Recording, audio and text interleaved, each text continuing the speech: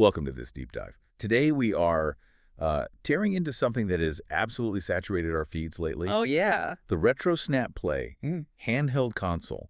It promises, get this, 15,000 retro games right in your pocket. 15,000, right? Games that will recreate your golden gaming years. Yeah. But for a price that definitely feels premium. Right, and that's the core conflict, isn't it? Our mission here is really to distill what truly matters about this device. We need to analyze the cavernous gap between those bold marketing claims and the actual technical reality using that detailed review source you shared. Exactly. That 15,000 game promise might grab your attention, but we need to see what you're really paying for.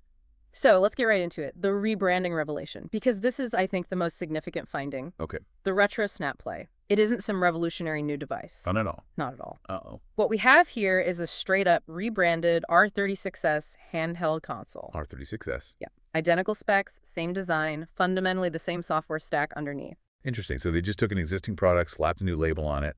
I mean, how big of a deal is that source device, the R36S? Well, it's a huge deal, actually, because the R36S is widely known. It's a cheap, open-source budget emulator.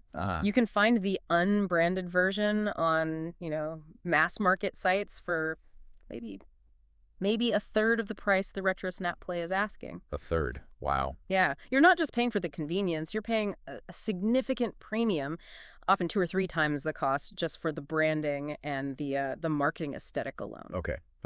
That context definitely changes how you see the value. But putting the price aside just for a second, the sources do confirm the device's actual performance is pretty solid, right? It is, yeah. It runs legitimate emulation software. That's key. Which means? It means it's stable. It handles games well up through the PlayStation 1 era. Nintendo Classics run smoothly. And the battery life. Controls. Battery life is surprisingly decent, actually, and the controls feel solid. Even if the overall build quality isn't exactly premium plastic, it doesn't feel like a high-end machine. Right, but it works. It works, and that legitimate emulation software part is important. They're relying on well-known, community-supported, open-source systems. So not some dodgy, custom-built thing that barely runs. Exactly. It delivers on the playability, which is crucial for this kind of thing. Okay, so the device itself, the hardware, it basically works fine. But that still leaves that massive 15,000 game number. That feels like the biggest sleight of hand. What's the reality there? The source we looked at just nails it perfectly.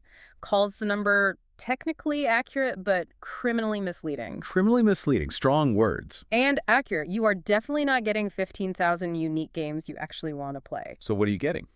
Well, if we distill the content, it's padded.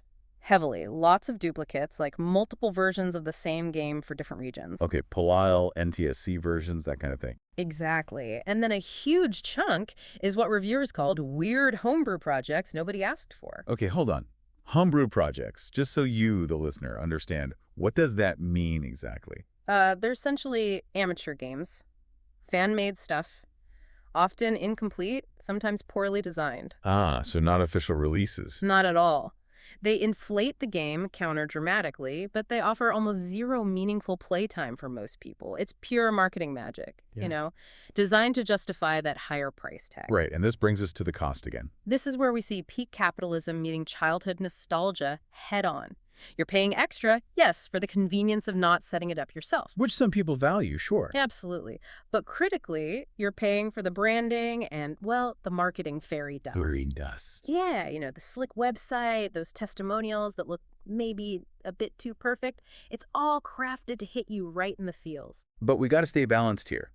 Actual users, people who bought it, they do confirm that despite the misleading game count and the aggressive pricing, the convenience factor is real. True. For someone who just wants to pull it out of the box, play some old favorites casually, scratch that retro gaming itch without fiddling with software, the device works. It delivers on that simple promise. So what does this all boil down to for you? The key lesson, I think, is that the device works well for what it is. It's a solid budget emulator, good up to the PS1 era.